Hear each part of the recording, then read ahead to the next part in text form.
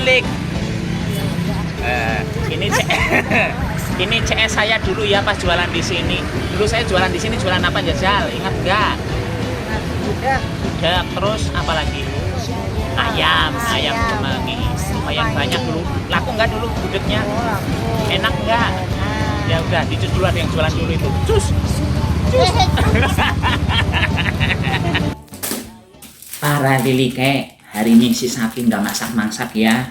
Karena saya yakin Lilike habis masak sate wedhus. Jadi perutnya sudah pada blegenting begitu. Karena itu hari ini saya mau menjawab beberapa pertanyaan Lilike yang selama ini kadang masih penasaran soal kenapa sih Byung Dira kok nggak diajak bikin video? Saya jawab ya Lik ya. Byung Dira itu di kampung, di Cilacap sana. Sementara sekarang saya sudah di Batam. Kados niku nggih, dadine engko Lilik aja takon maning. Dene Byung Dira kok nggak diajak bikin video lagi, kan saya suka Byung Dira. Kalau Lilik kangen Byung Dira, monggo silahkan datang ke rumah Byung Dira di Kecamatan Wanarja, Kabupaten Cilacap. Begitu nggih. Terus ada lagi yang ngomong kayak gini. Sapi, kok kamu tega banget sih ninggalin Byung Dira sendiri di kampung? Siapa bilang Byung Dira sendiri, Lik? Ora, Byung Dira nggak sendiri di kampung. Ada anaknya, ada putune begitu ya. Jadi tetap ada yang nungguin juga di kampung seperti itu. Terus pertanyaan berikutnya yang sering saya dapati adalah, Sapi dulu kamu sekolahnya apa sih? Kok pinter masak? Udah pernah saya jawab sebenarnya, Lik. Saya nggak pinter masak, itu semuanya modal kepepet nggih. Kalau ditanya dulu sekolahnya apa, dulu saya sekolahnya di Jogja, S1 jurusan manajemen. Jadi nggak ada hubungannya dengan masak sama sekali nggih. Terus nanya apa lagi? Sapi, kamu itu sebenarnya kerjanya apa di Batam? Itu juga udah pernah saya jawab, tapi nama nih sing si takon nggih. Si Sapi itu mulai tahun 2015 kerja mandiri lagi ya, nggak kerja kantoran lagi. Kalau dulu kan saya datang ke Batam itu tahun 2001, terus kerja di Surat Kabar ya, ceritanya jadi wartawan. Jadi wartawan itu sampai tahun 2011-an itu udah termasuk redaktur ya. Terus tahun 2011-an itu ceritanya si Sapi naik jabatan. Itu musibah bagi saya, Lik. Waktu itu dari jabatan redaktur naik jadi wakil manajer, terus jadi manajer, terus terakhir jadi wakil pimpinan perusahaan gitu nggih. Tapi ya karena akhirnya ya pokoknya begitulah akhirnya saya memilih resign nggih. Biar nggak kepanjangan cerita, kok anak sing larati juga, bukan. Berarti ini saya ngomongnya begitu saja. Dan waktu saya resign itu orang mikir bahwa saya itu waktu itu punya cicilan banyak banget, 7 juta ya. Itu sebenarnya bukan cicilan semua, ada juga biaya bocah sekolah kayak gitu. Cuman ya benar-benar nggak kepikiran sih waktu itu. Ngerti-ngerti langsung aja, ya udah kalau perusahaan nggak butuh saya resign saja daripada ditendang sana tendang sini. Akhirnya resign, bingung. Terus saya bukan bikin usaha lah ya, istilahnya nitip-nitip nasi bungkus di tepi-tepi jalan itu. Kalau di Batam kan tiap pagi itu banyak yang jualan sarapan kayak gitu ya, Lik ya. Jadinya di situ tuh saya nitip nasi yang saya jual waktu itu adalah nasi gudeg sama nasi ayam kemangi begitu ya. Itu dari situlah akhirnya saya bisa bayar cicilan, bisa biaya bocah sekolah, bisa bayar gubuk derita begitu ya. Itu dalam satu hari itu saya bungkusin nasi bisa sampai 300-350, itu paling mentok 350, tidak bisa lebih dari itu. Karena kalau sudah lebih dari itu benar-benar sudah nggak bisa tidur. Itu walaupun kita cuma bungkusin nasi 350, Lik, prosesnya suwene ora umum. Itu saya ceritakan dari dari nganternya dulu ya. Itu tuh nasi yang sudah dibungkusi, sudah dikasih lauk, sudah dikasih sayur itu diantar ke tempat penitipan itu sekitar jam 4:30 pagi. Jadi setelah dititip semua, pulang ke rumah sampai rumah jam 6, molor tidur. Itu tidurnya mentok-mentoknya sampai jam 9:30. Setelah jam setengah 10 saya sudah harus mendatangi itu tempat yang saya titipin tadi, mulai ngutipi lagi. Ada sisa enggak nasinya, begitu ya. Kalau nggak ada sisa ya syukur alhamdulillah, artinya payu. Kalau lagi nggak payu ya kadang dari 350 itu balik 50 bungkus, itu sedih sekali. Karena apa? Ya karena pokoknya bentar ya saya ceritakan saja. Itu kan pokoknya setelah ngutipi dagangan itu, ngambil dagangan lagi, ada sisa atau enggak, pulang ke rumah, sampai rumah jam 12. Ngitung-ngitung duit, terus belanja lagi ke pasar, belanja ke pasar sampai jam setengah 2. Setelah pulang setengah 2 langsung mediki lombok, terus nyuci ayam, bersih-bersihkan sayuran, terus mulai masak. Namanya masak gudeg itu kan lama banget ya, biar gudegnya enak sampai ke dalam kayak gitu. Itu masak gudegnya itu paling nggak sampai jam 12 malam, jam 1 malam tuh udah nggak bisa tidur. Bukan nggak bisa tidur, memang nggak boleh tidur karena kan harus bikin sambal juga, terus masak ayam, masak telurnya juga ya. Terus sekitar jam 12-an malam itu sambil masak gudeg saya sudah harus masak nasi. Nanti nasinya matang jam setengah 2, terus jam 2 setelah mandan dingin nasinya itu getar-getar ya kameranya ya. Itu nanti jam 2-an itu terus saya langsung bungkusin nasi sendirian itu ya, karena saya nggak mau melibatkan orang lain. Itu bungkusin sendiri 300 sampai 350 itu pokoknya nanti dielep banget tangannya, nanti lempoh. Dan kadang pas bungkus itu kadang sambil tertidur. Di otak saya kadang hitungannya baru 300, ternyata pas dihitung ulang udah hampir 400 kelebihan. Jadi yang 100 itu entah saya yang bungkusin, entah ada penghuni yang lain di rumah ini yang bantu saya, nggak ngerti. Jadi pokoknya setelah semua dibungkusi, sayurnya dibungkusi, ya itulah diantar keliling, baru bisa tidur lagi jam 6 pagi sampai jam setengah 10. Itu ritme itu saya lakukan hampir 2 tahun, pokoknya sampai gerobak saya lunas nggih. Karena kalau gerobak saya sudah lunas artinya cicilan saya sudah turun jauh, sudah lebih ringan. Terus waktu itu bocah juga udah nggak sekolah lagi, jadinya sudah lega ya saya ya, karena kan waktu itu untuk biaya sekolah aja paling murah waktu itu saya harus 1 juta sampai 1,5 juta per bulannya untuk satu orang saja, itu mandan berat nggih. Setelah itu ya udah akhirnya nerusin ceritanya dulu ya. Setelah bocah lulus sekolah, terus setelah gerobaknya lunas, akhirnya saya beralih bisnis ke kantin. Di bisnis kantin itu saya suka sekali, tapi karena ujung-ujungnya di awal tahun 2020 itu kena kena COVID, akhirnya bisnis kantin tutup selama 2 tahun. Dan akhirnya selama mulai COVID itulah saya bikin YouTube sampai sekarang. Itu kalau ngomongin bisnisnya ya ketonnya kok Santo begini kayak gitu ya. Orang pernah stabil ekonominya. Memang nggak pernah stabil, nggak pernah tenang hidup saya. Bahkan dulu kadang kalau nggak punya duit, yang penting di rumah ada beras sama kecap sama cabai, itu udah cukup. Makanya begitu saja ya. Terus pertanyaan berikutnya adalah, Sapi, itu anak istrimu di mana sih? Kok nggak mau dimunculin di video? Kan kasihan mereka, pengen muncul juga. Liliknya tahu dari mana mereka kasihan nggak dimunculin di video? Orang itu pilihan mereka nggak mau dimunculin di video, masa saya maksa-maksa? Kan nggak boleh maksa-maksa, Lik. Terus ada pertanyaan lagi, Sapi, itu gajimu dari YouTube berapa? Ya pokoknya cukup lah, Lik, buat makan ya, terus buat beli kinang biunge, terus gue nabung sedikit-sedikit gue hari tua kami nggih. Pokoknya ya cukup lah kados niku nggih. Sapi, kamu hidupnya senang terus ketone ya, nggak pernah susah? Ada juga yang nanya kayak gitu, Lik. Siapa bilang hidupnya nggak susah, Lik? Tadi sudah saya bilang ya, saya itu pernah loh berhari-hari cuma mangan sega karo kecap karo lombok. Itu udah, bukan pernah, sering zaman dulu ya. Kalau dulu kan gajian tanggal 28, gajinya itu mepet, Lik. Gaji waktu itu tuh berapa ya, UMK Batam tahun 2010-an lah pokoknya, sudah ngambil rumah, masih cicil, banyak cicilan, itu sisa duit harus buat makan, buat bayar listrik, air, terus buat bayar pulsa, itu cuma sisa 200-300 ribu.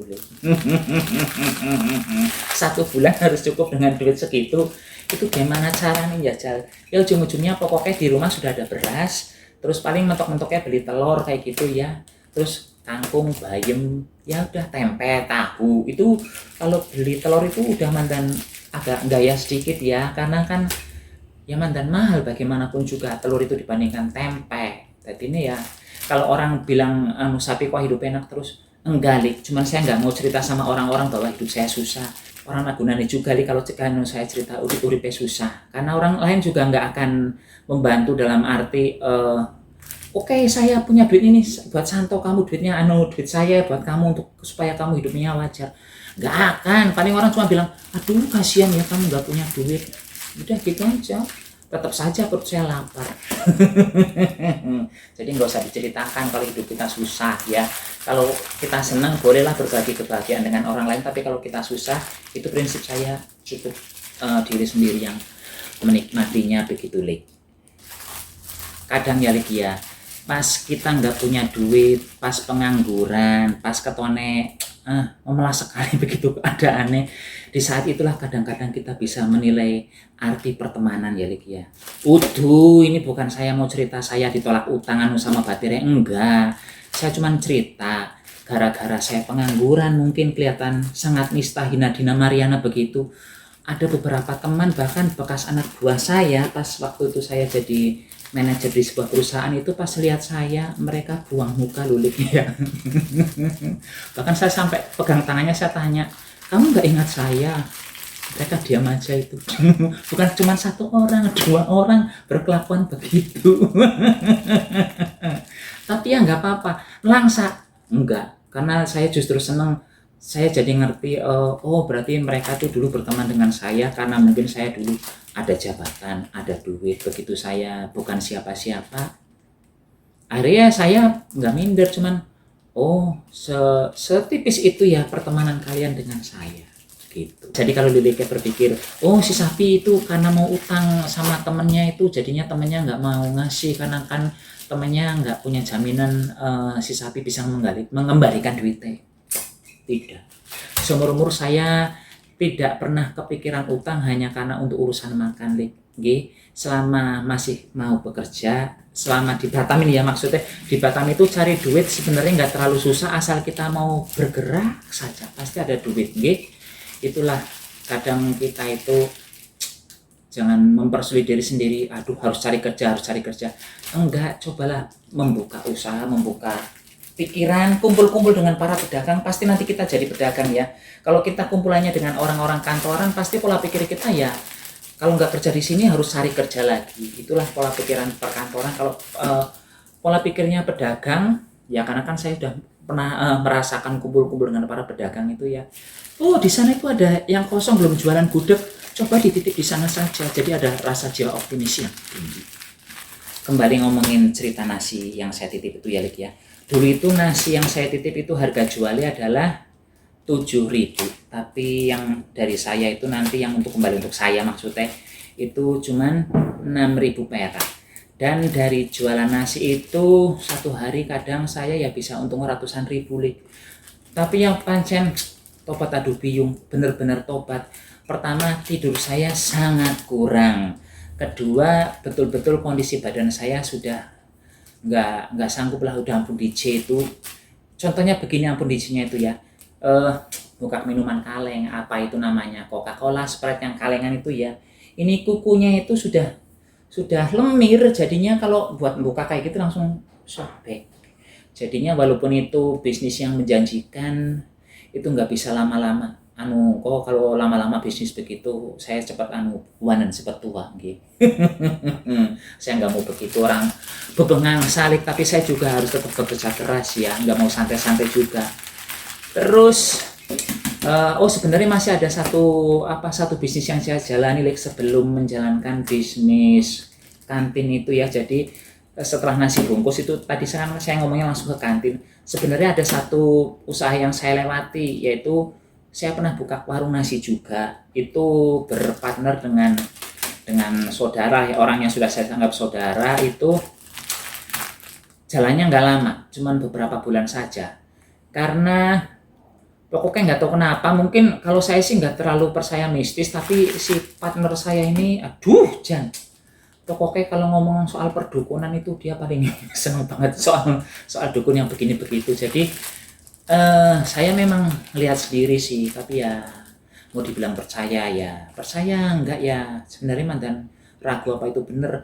Itu saya waktu itu jualan pecel, jualan gudeg, jualan soto ya di warung.